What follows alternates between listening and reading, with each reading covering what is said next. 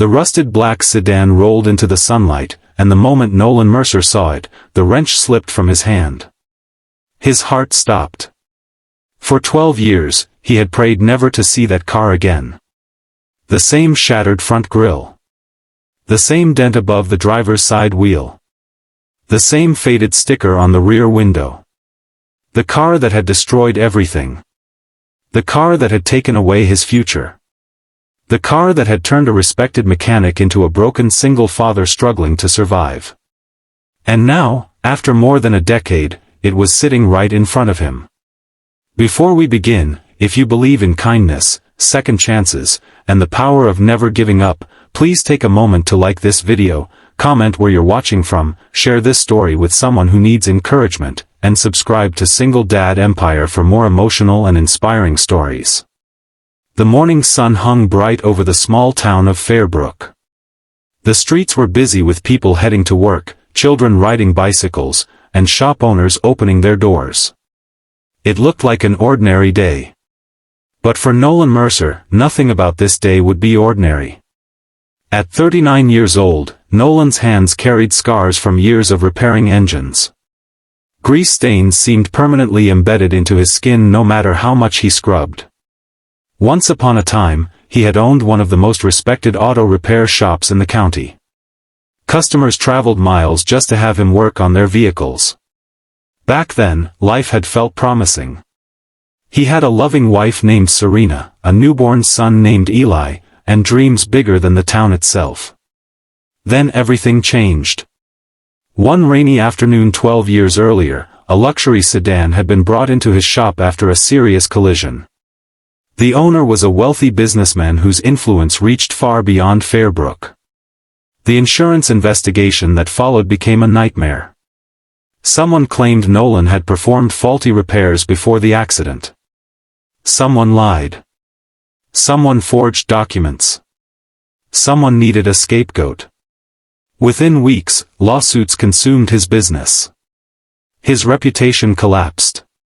Customers disappeared. Banks demanded payments he couldn't make. The stress crushed Serena. A year later, illness took her away.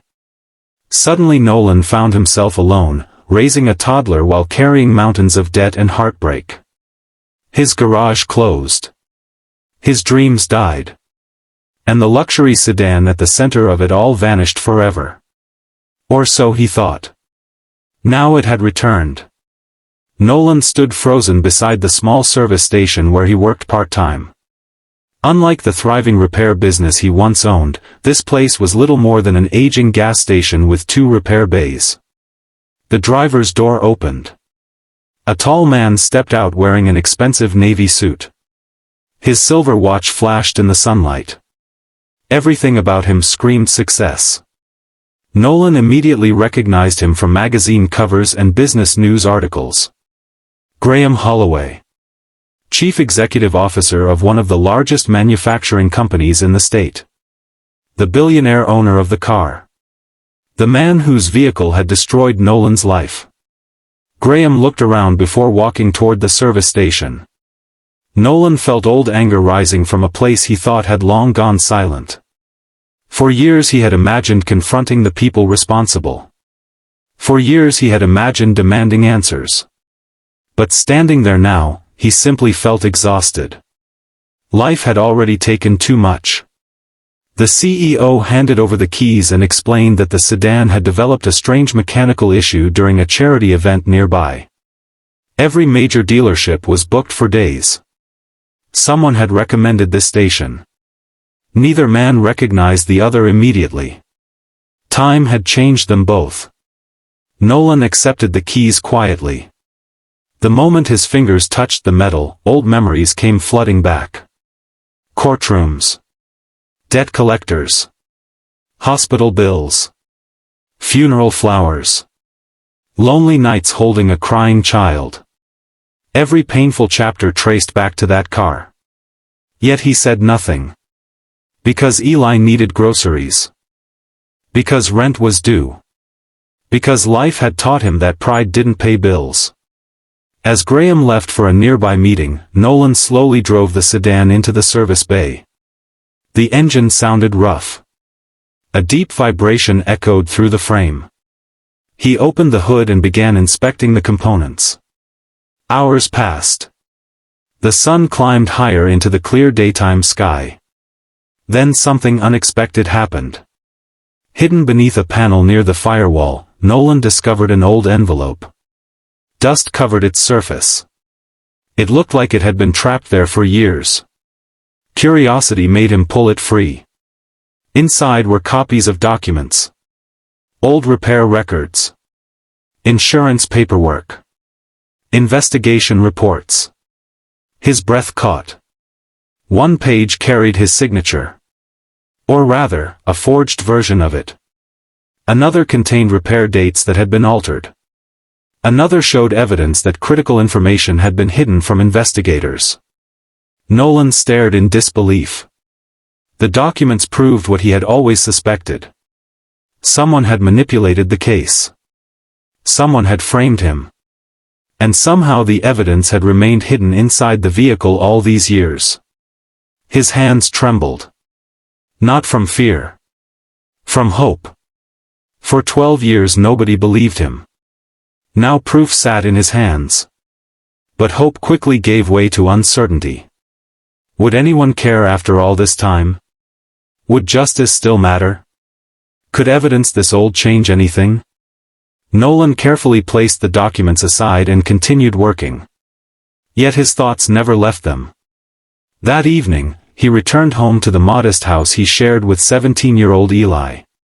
The small property sat at the edge of town surrounded by green fields glowing beneath the late afternoon sun. Eli was finishing homework at the kitchen table. Tall, thoughtful, and hard-working, he had inherited his mother's kindness and his father's determination.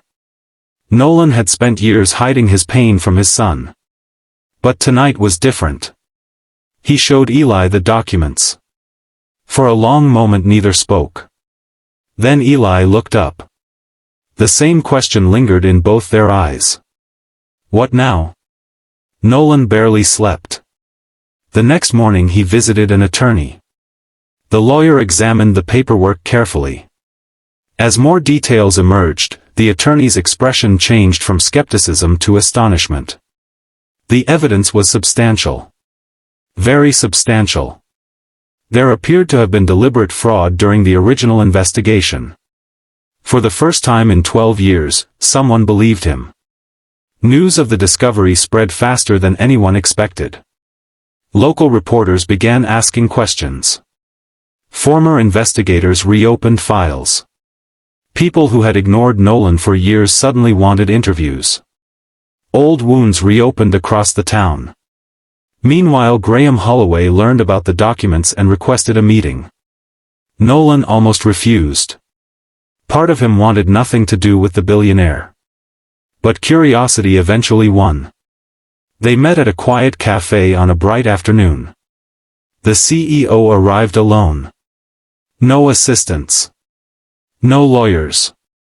No security. Just a tired-looking man carrying his own regrets. As they talked, an unexpected truth emerged. Graham had never known about the fraud. He had trusted advisors, investigators, and legal teams to handle everything. By the time questions arose, Nolan's business had already collapsed. The case had been buried. The CEO had moved on. But hearing what happened afterward, the death of Serena, the years of struggle, the sacrifices Nolan made to raise Eli alone, left Graham visibly shaken. For the first time, Nolan saw something he never expected. Genuine remorse. Not because Graham caused it directly. But because his power and influence had allowed others to destroy an innocent man without consequences. The meeting ended quietly. No dramatic confrontation. No shouting. Just two men carrying different forms of guilt. Neither realized that the biggest revelation was still waiting ahead. And when the truth finally surfaced, it would change both their lives forever.